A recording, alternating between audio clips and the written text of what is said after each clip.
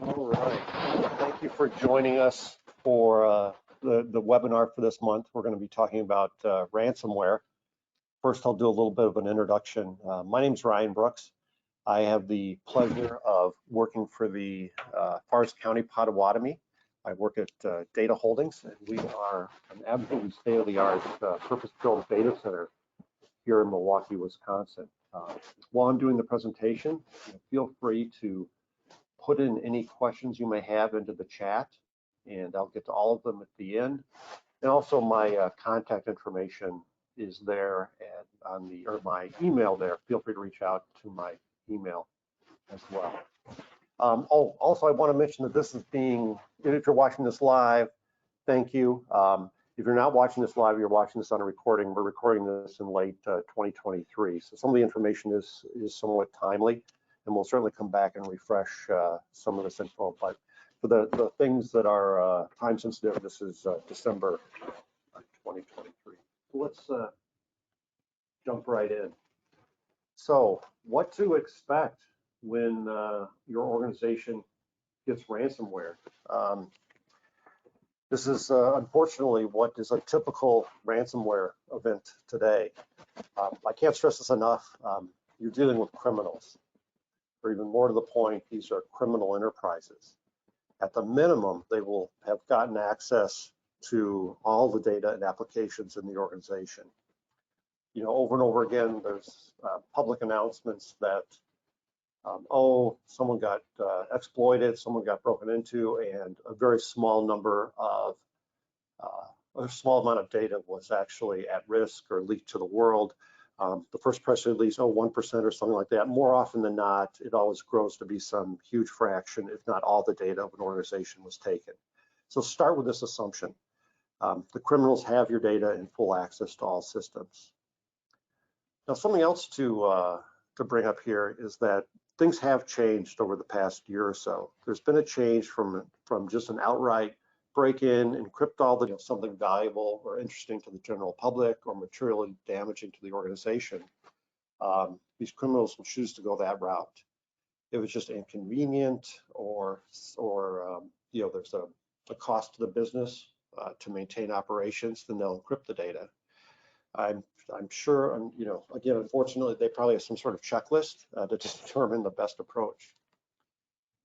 Besides assuming that you've been fully exploited, it's also best to assume that they have wide-reaching access and things have been in this state for up to a year without you noticing. If you're a high-value organization, they will be patient, and so go ahead and assume they've waited at least a year to tell you. Again, this is a criminal enterprise, and resolution of the incident will be much like a normal business transaction. This is, again, sort of depressing, but the criminals have an equivalent of an accounts receivable department. They have office hours. They also have a reputation, as strange as that sounds, to maintain. So they will typically live up to the ransom demand. I have not heard of an instance of someone paying a ransom and not receiving a key or getting their data back. With this in mind, it's important to remember, you're not special to these folks. There's nothing unique about their interaction with you. After they successfully exploit you, again, they will have done some amount of research if they've exploited you to determine what you can afford to pay and have placed your organization, in their equivalent of a CRM, and will certainly track this transaction to completion. And make no mistake, it's a transaction for them. I want to say that there has been some evidence of them not being great about sizing the ransom amount or understanding what the organization is worth. They might completely over or underestimate what the organization could afford to pay. And also they might not fully understand what important relationships you have with vendors and suppliers. Lastly, it's important to mention the possibility of retribution. If you're ransomware and do find a way to defeat them or fight them off, maybe you decide to just do a wholesale rebuild and recovery of your environment. They might come after you. Besides what they've threatened, this can often also include a DDoS attack. So being ready for that is important. We're going to talk more in depth about DDoS next month and what that looks like. But keep in mind that just fighting them off is only part of the battle, and it could be more bad news. to follow. So again, all rather depressing. This is all definitely a plague on business. So I want to talk about how they do these things. So prior to, I don't know, maybe 2021 or including 2021, most of these attacks came in via a handful of insecure protocols, things like Microsoft RDP or remote desktop, SMB-based file sharing, Microsoft Exchange, those sorts of things. IT would poke holes in firewalls for easy access, allow them to remote in, do maintenance, or maybe someone on the business side ask them to make this change to make it easy for someone to easy for them to access something internally. Criminals would repeatedly scan the entire IPv4 internet every few minutes. You can see this if you put a computer on the internet and just look at traffic. It doesn't take but a few moments now, or a few minutes to really scan the entire internet for these holes. They'll apply some sort of well-known exploit, they'll get in, they'll encrypt all the data, and a ransomware note will be left. This is all done automatically. Or someone would, I suppose another way that we saw quite a bit of, someone would do a phishing attack, pretty low value, widespread, and just see if they could get in. Then they, encrypt an internal file server and follow the same process. Today, the landscape's changed a bit. Again, I think this is probably over the last year and a half or so. The Vegas casinos, that was a pretty public event. This is a custom social engineering attack, a social engineering attack, and phishing was used to get a foot in the door over the phone, and then use some sort of high-value exploit to take over. The two we see most often right now, again, as of December 2023, are Citrix attack. So let's start there. As I mentioned before, the criminals have enough patience to wait up to an entire year. So let's retain at least one copy of the data backed up also for at least a year. This is subject to change, but a year seems to be the interval these days. You may have regulatory or compliance requirements to keep data longer. Also, you want to make sure that this backup data hasn't been modified, meaning the backup hasn't been encrypted as well. If it's anywhere in the network, even in some form of immutable storage, I would encourage you to be paranoid and go ahead and check hashes. Every OS these days ships with a SHA tool to do hash checking. Go ahead and use it. Throw together a little script. A simple script file could alert you very early in an exploit event that something has gone wrong. It would also make you feel good about your backups, that they actually are immutable. We all have heard 3-2-1 backups. That means 3 copies, 2 different types of media, and 1 completely offline. Make sure that number 1 there is truly offline. It needs to be absolutely unreachable or air-gapped in all regards, so nothing electronic can reach that last copy. I'd add that you do want some type of immutability for these backups. Technology has progressed where immutability means that you have some sort of low-level protection at the file system or below the file system to make sure that you can only do writes for a few moments, and then that data is locked. But again, that's still electronically reachable, and there could be exploits in the future. So, hash that data, make sure it doesn't change. Also, I'll say this, don't necessarily trust providers, right? I think there's a lot of this going on in IT today. When we're talking about ransomware, just go ahead and be paranoid. It'll serve you well. Earlier this year, we know that Microsoft Azure was deeply exploited by a criminal group. That was then used by China, and they got into over 25, or well, we know of 25 federal agencies that they got into as a result through Azure by a key leak. And keys weren't managed, and key checking wasn't managed appropriately inside Microsoft. And so, just because you're inside a large provider doesn't mean you're safe. Frankly, they just went after, this is a nation state versus nation state activity, but it could have just as easily been the criminal gang going against a whole new, it could have been a whole new vector for a new ransomware exploits. So you've got a bunch of important data on OneDrive or SharePoint, and Microsoft backs it up to you, so you sleep at night, you don't worry about it. Again, go ahead and be paranoid. Back it up yourself within your own organization where you can see it. with another provider, some type of separate service provider that has no sort of relationship with the original host. So you actually know where your data is and that it can't be touched through an exploit of just one human domain, like a single company. The last backup practice, I'm sure we all know this one, but it's important to repeat, the test of restoration, right? Lots of folks, lots of companies don't have the resources or margin to do a full disaster recovery exercise, but certainly a recurring or even informal test of being able to restore data would be super valuable. It'll point things out. It's good practice. Again, not a lot of effort. Please do this. So that covers, protecting your data and restoring your data after an attack. But let's move on and talk about actually avoiding the attack. So phishing. What I tell my people is, well, we're in a phase where there's lots of forms of social engineering, phishing, et cetera. They can all come in via different channels. We're just about on the cusp of being attacked with voice and video fakes. And the only defense against this really is a change in culture and limiting what an internal person can do through proper controls. So have controls in place so a single person's actions can't destroy an organization. A lot of these risks are internal, and that has to be addressed. There's ultimately, at the end of the day, zero trust means you don't trust anybody, internal and external, equal risks, and I think that's the way to go. So yeah, again, I emphasize a lot, don't trust anything inbound at a minimum. Email, completely fakeable. SMS, completely fakeable. Caller ID, fake. It's all trivial to fake. If you do nothing else, at least turn that communication around and reach out to the person. Again, a phone can be stolen through SIM swap, so it doesn't mean much. Some type of challenge and response will have to be built to handle that. I also want to mention that a lot of organizations train users to notice phishing through, misspellings, bad return addresses, just goofy looking emails. There's training programs for these that people subscribe to.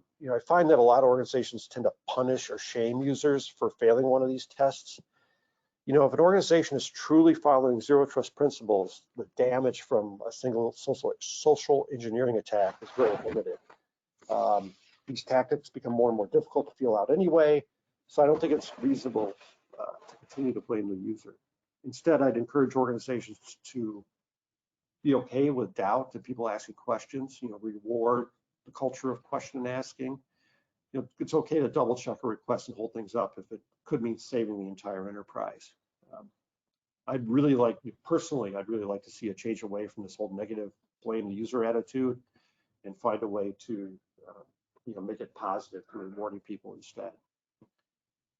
Last thing I mentioned, keep in mind these, I'll call them bespoke phishing attempts, like we saw with the casinos, seem to include knowledge of the organization, projects, what projects you're working on, customers, org charts. So these are more reasons to, even if people invoke something familiar, it's reasonable to doubt that. We see whenever we have an organizational change, like we hire a new person or someone gets promoted within the organization, someone leaves the organization, we'll see phishing attempts that reference that in some form or another. So that's something to be aware of. So this is all about being aware of current trends. And in the more general sense, make sure your company is staying aware of current exploits. You should be able to ask who watches this in your company, who actually keeps track of what exploits are out and could be impacting you. If you have a certain piece of software, whether it's local or a SaaS tool you're using, make sure you're following CVEs for that product. CVEs are published by MITRE. They're free. They come out. Everybody uses them. It's fantastic. And be ready to patch as a result of one of those CVEs. The Citrix bleed thing that's impacting credit unions as right now, it's very new, but these VMware exploits have been around for 2 years now. So the fact that they're being exploited, and it's such an important, it's the hypervisor, right? So it's an important part of the enterprise, and it's being exploited still 2 years later is really a failure of IT. Make sure you understand those trust relationships you do have, because we know zero trust is a goal, and we're all striving for it, but we're not there. So even if it's something like API calls, right? How do you share, or what do you share in those API calls? What does that mean to your business if those were leaked? How do they prove who you are? Is it a private key that you are a public key, private key that you've exchanged? How do you encrypt? Is that up to date? You know, is the encryption library up to date? There's been a lot of problems with that over the years. You know, we've seen people use things just like old school access list. And again, that's, you know, trusting an IP address is really another form of trusting inbound communications. An IP address can be forged as well. So there's a lot of tools out there. You can do things like watch network flows for patterns. You can detect intrusions. The problem is make sure the alarms from these systems are meaningful and you know, categorized or prioritized in some fashion. There's really nothing worse than a situation when an alarm goes off and it's lost in the noise. You know, in the Target breach, which was, wow, that's 9 years ago now, all that information about that when it was happening was captured in logs. They had a security company that was watching that, and it was completely dismissed by the monitoring team because they were in a mode of just, hey, let's silence these alarms and move on with things.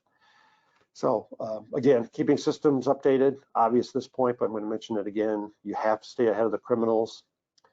So please stay updated. You know, it's better to take an outage for a patch than to actually take down the whole enterprise. I also want to mention in this next slide some of the more soft solutions that are available, things that aren't hard tech. So cyber insurance. You know, there's some good news here. It's stopped rocketing up in cost. There's actually been a bit of a backslide. Insurance companies have the strongest of incentives, right, to avoid breaches, and their security requirements for their covered entities are good. They will have standards, and you know, you should take those in the spirit that they're intended. They're to avoid loss. Plus, if there's a breach and you have cyber insurance, they'll have skin in the game with a breach coach or someone like that to help you negotiate the outcome. Even if you haven't considered this or don't think you can afford it, I'd say give one of these vendors a call and go through the process to see what it would take, because you're going to learn something even if you ultimately decide not to engage with them. Watch for patterns and trends. I've mentioned this before, but I'd also say build person-to-person relationships in your area and in other similar organizations so you have an ear to the ground. You know, if something happens to another organization, even if it's not in your vertical, but it's, you know, we're all kind of in the same boat here. If it happens to another organization, it can happen to you. So think about that attack and what happened, and would your technology stand up to it? Would your people stand up to it? Would your culture?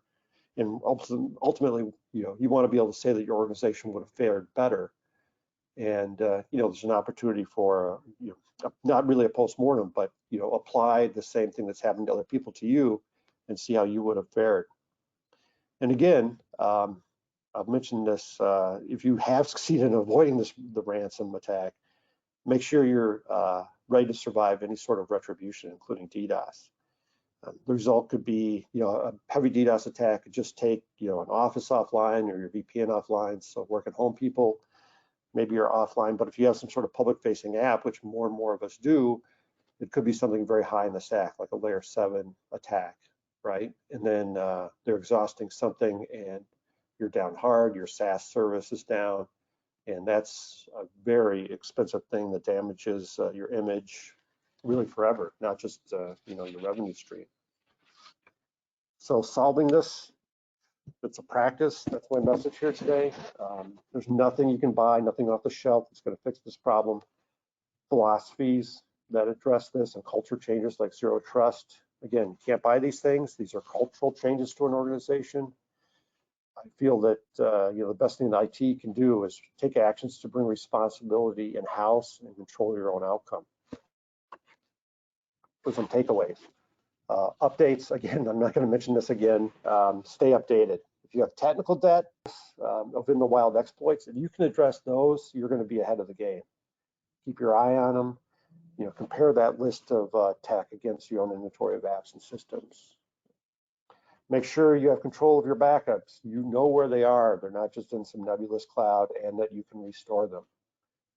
Don't settle for the, well, it's happening to everybody. You know, the criminals, I think, are counting on this mentality to extract a ransom. You know, people are starting to see this as a cost of doing business. I think that's horrible, and we got to avoid it. Again, technical audits, cyber insurance offerings, positives. Check into these if you haven't already. Please understand the trust relationships your organization has, both internally and externally.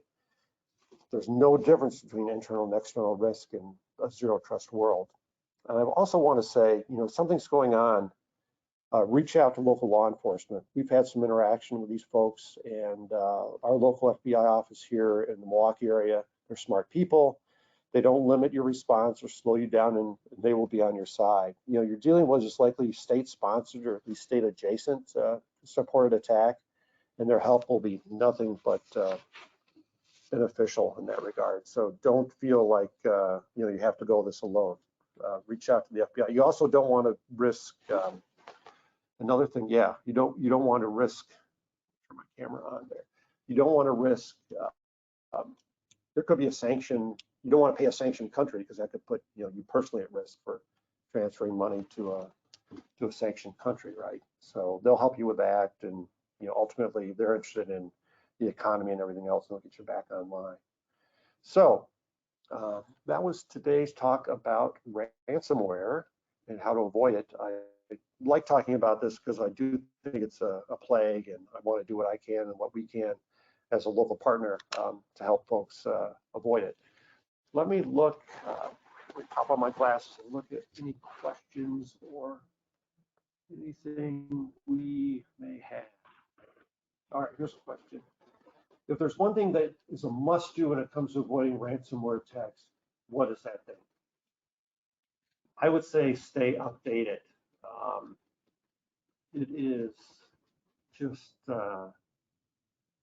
it's unbelievable that, very large organizations will have things like global networks that are 2 or 3 years behind. And I don't know on patching and things like that. I don't know if that's a result of, it's got to be culture, right? I mean, these companies have the money. It's what's the cultural failing in these companies that makes them think that they don't need to stay up to date and address these exploits. You should be pretty embarrassed if you're exploited by something that's several years old. Boy, how many ransomware attacks are there each year, month, day? I don't recall this offhand, but it's thousands. It's in the thousands per. The attempts are in the thousands per hour. The successes are several thousand per month, as I recall. So it's. I'll have to look that up, but it's a scary number. And again, it's seen more and more as a cost of doing business, which is sort of a disastrous result. And that's why these things, at the end of the day, are criminal enterprises that are assembly lines. I mentioned it earlier. They have office hours, they have departments, they even have like vacation and healthcare plans. I mean, it's just nuts. And, these are a lot of times in countries that are not friendly countries to the West, and it's really doing a lot of damage to the country. Average cost, I believe, is what's the average cost of a ransomware attack? I believe it's between 1 and 2 million, just in the ransomware, not to even consider the operational impact. When data is returned after an attack, what state is that data likely to be in? Oh, that's an interesting one. Yeah, I'm not sure it's trustable, right? Certainly the most important data, things like private keys, you're going to have to toss all that out. And I think you see that with the casinos, right? That's one of the reasons. I think it was Caesars. You can go on LinkedIn and see some of their job posts, which is it provides a lot of insight on what they're doing. They decide, hey, we're not paying the ransom, we're throwing everything out, and we're starting over. So I applaud that. However, it means a lot of people are going to be working really hard, working over the holidays. Part of the job description is you don't get vacation and you work a lot of hours. And that's because you can't trust any of the data. So especially the most critical data, you have to redo everything. That's why probably another thing I'd mention here is a good understanding of encryption and repudiation. So PKI also, who you trust, is stuff part of PKI is just private. That's all pretty critical. Someone needs to understand that stuff. All right, those are the questions. So thanks a lot for joining, and we'll see you next month. We're going to talk about DDoS again, which is one of the revenge methods, and also actually is a just straightforward ransom method now as well. But thank you for joining. I'll mention if you want to see an interesting data center and you're in the area, you know, a lot of people use our data center to protect against ransomware, to be one of those sites for backups. We love giving tours. Reach out to either me or sales at Data Holdings, and I promise we won't even have to be a sales engagement. We just like showing people the data center. So reach out to either me or someone else at dataholdings.com. So thank you so much. Bye-bye.